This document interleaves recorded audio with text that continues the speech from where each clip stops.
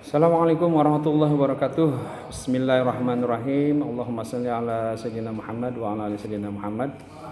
Anak-anak sekalian, untuk hari ini bahasa Sunda di kelas 5A dan kelas 5B, Mister akan menyampaikan penjelasan materi yang sudah disampaikan di minggu kemarin. Minggu kemarin Mister sudah menyampaikan materi tentang carpon, ya, carita pondok.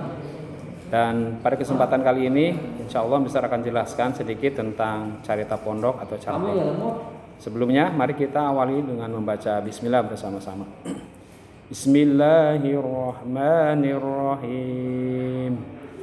Untuk selanjutnya, siapkan buku tulis kalian, catatan kalian yang sudah kalian catat materinya di minggu kemarin yang sudah Mister sampaikan kaitan tentang carpon, ya. Sudah semuanya dibuka. Nah, di sana Mister sudah catat untuk kalian carpon. Carpon itu carita pondok, ya, atau dalam bahasa Indonesia itu cerpen, cerita pendek. Artinya cerita yang hanya menjelaskan intinya saja.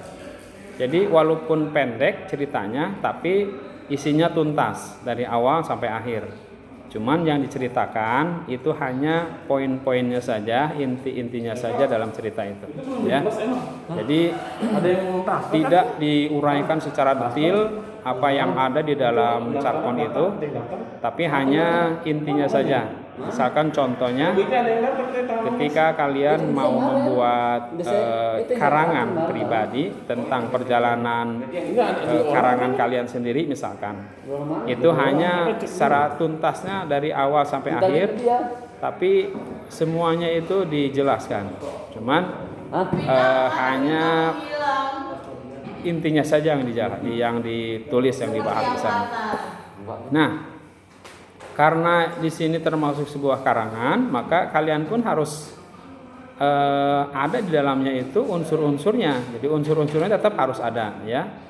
Apa unsur-unsur carpon itu? Nah, unsur carpon sama aja sebetulnya dengan unsur yang ada di dongeng. Jadi ketika kalian memahami unsur-unsur dongeng, maka sama saja unsur yang ada di carpon pun sama dengan di dongeng, ya. Apa? Yang pertama ada judul. Nah, ini penting. Jadi apapun bentuknya dongeng, apapun bentuknya isinya itu carpon, jangan lupa yang penting judulnya dulu. Dan judul juga ini akan menjadi sebuah daya tarik untuk orang bisa pengen membaca gitu, ya. Pengen membaca karangan kita. Jadi sebagus mungkin bikin sebuah judul karangan. Yang kedua ada tokoh, ya. Tokoh kita kenal, ada tokoh utama, ada tokoh atau pemeran, ya. Tokoh itu pemeran. Ada pemeran utama, ada pemeran pengganti, ada pemeran pembantu. Nah, ini dalam sebuah cerita yang disebutkan itu hanya tokoh utamanya saja nanti, ya. Nah, yang ketiga ada alur. Alur itu jalan cerita. Dan kita kenal alur itu ada 3, ya. Ingatkan, ada alur maju, ada alur mundur, ada alur campuran, maju dan mundur. Kalau alur maju berarti alurnya itu dari awal sampai akhir. Kalau alur mundur kebalikannya, berarti dari akhir ke awal. Nah, kalau campuran otomatis berarti ada dari awal ke tengah dulu biasanya, dari tengah kembali lagi ke akhir, ya, kemudian sampai ke akhir selesai. Nah, ini contoh-contohnya nanti kita akan lihat di buku paket, ya, untuk memahami tentang alur. Nah, kemudian ada latar. Nah, latar itu tempat kejadian dalam cerita, bukan tempat di mana bercerita, ya. Kalau tempat bercerita mah misalkan Mister berceritanya di kelas, yaitu tempatnya di kelas, bukan itu.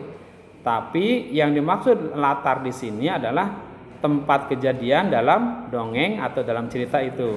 Misalkan di perkotaan atau di pedesaan atau di hutan, nah kayak gitu, itu tergantung adanya latar di dalam dongeng atau cerita pondok, ya. Nah, yang terakhir adalah amanat. Karena amanat ini hal yang terpokok atau yang terpenting dalam sebuah karangan baik dongeng maupun carpon.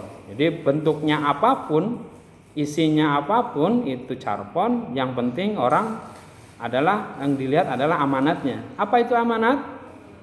Pesan moral yang ada dalam cerita itu. Jadi ada pelajaran yang bisa kita petik dalam cerita itu, ya. Entah itu biasanya untuk watak, karakter, kepribadian biasanya digambarkan di situ.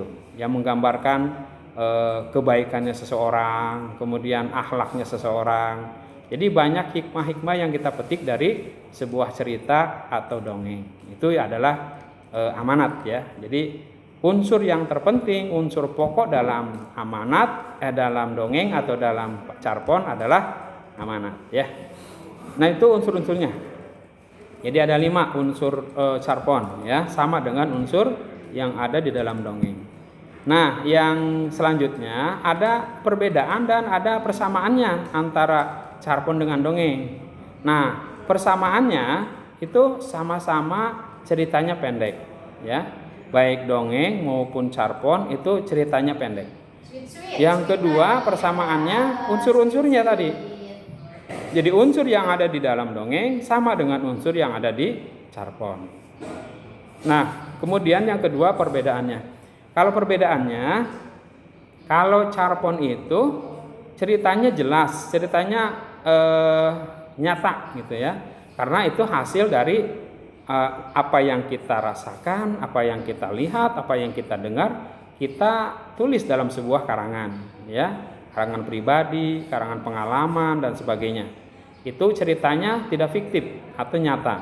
Tapi kalau dongeng ceritanya kebalikannya, kebanyakan ceritanya itu fiktif, ya, ceritanya itu tidak nyata, tidak jelas. Kadang-kadang tidak masuk akal ceritanya, itu dongeng. Makanya bedanya dongeng dengan carpon itu, kalau carpon ceritanya jelas atau nyata, kalau dongeng ceritanya fiktif atau tidak nyata. Ya, banyak biasanya di luar jangkauan akal. Ya.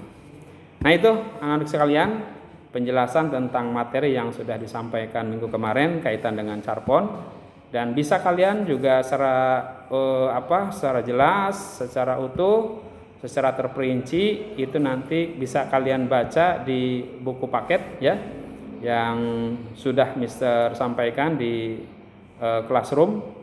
Boleh kalian baca-baca lagi untuk menambah wawasan tentang pemahaman carpon. Baik, ini saja mungkin untuk hari ini yang dapat Mister sampaikan. Mudah-mudahan bisa dipahami, ya. Baik, untuk selanjutnya kita tutup dengan membaca hamdalah bersama-sama. Alhamdulillahirabbil alamin. Terima kasih. Assalamualaikum warahmatullahi wabarakatuh.